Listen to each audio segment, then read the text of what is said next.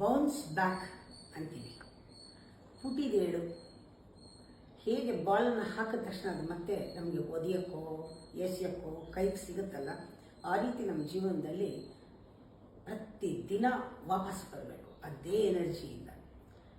ಹೀಗಾಗಬೇಕಾದ್ರೆ ನಮಗೆ ನಾವು ಟೈಮ್ ಕೊಟ್ಕೋಬೇಕು. ನಾವು ಟೈಮ್ ಕೊಟ್ಕೊಳ್ಳೋದು ಅಂದರೆ ಏನು? ಬೆಳಗ್ಗೆ ಬೇಗ ಎದ್ದಾಗ ನಮಗೆ ನಾವು ಟೈಮ್ ಕೊಟ್ಕೊಂಡ್ವಿ. ಬೆಳಗ್ಗೆ ಎದ್ದು ಏನು ಮಾಡಬೇಕು ಅಂದರೆ ನಮ್ಮ ದೇಹ, ನಮ್ಮ ಮನಸ್ಸು, ನಮ್ಮ ಆತ್ಮನ ಈ ದಿವಸ ಯಾವ ರೀತಿ ನಾನು ಇರಬೇಕೋ ಅದಕ್ಕೆ ತಯಾರು ಮಾಡಿಕೊಳ್ಬೇಕು, ಮೊದಲನೇದು.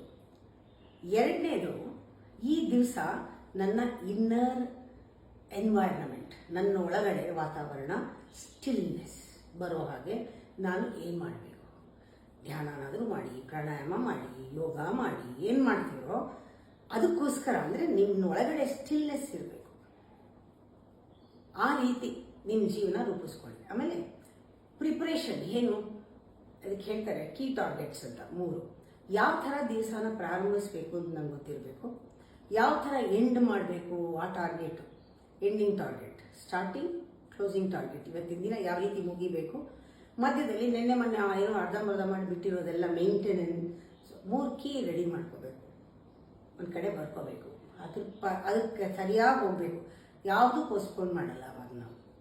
ಆಮೇಲೆ ಜ್ಞಾಪಕ ಇಟ್ಕೋಬೇಕು, 20 ನಿಮಿಷದ ಮೇಲೆ ಒಂದು ಕಡೆ ಕೂತ್ಕೊಳ್ಳೋದಾಗಲಿ, ನಿಂತ್ಕೊಳ್ಳೋದಾಗಲಿ, ಮಾತಾಡೋದಾಗಲಿ, ಓಡಾಡೋದಾಗಲಿ ಯಾವುದು 20 ನಿಮಿಷದ ಮೇಲೆ ಮಾಡಬಾರ್ದು. 20 ನಿಮಿಷ ಆದಮೇಲೆ ಚೇಂಜ್ ಇರಬೇಕು. ಹಾಗೆ ಮಾಡಿ ನೋಡಿ, ಪುಟ್ಟಿದ್ದು ಹೇಳುತ್ತೆ ಎನರ್ಜಿ.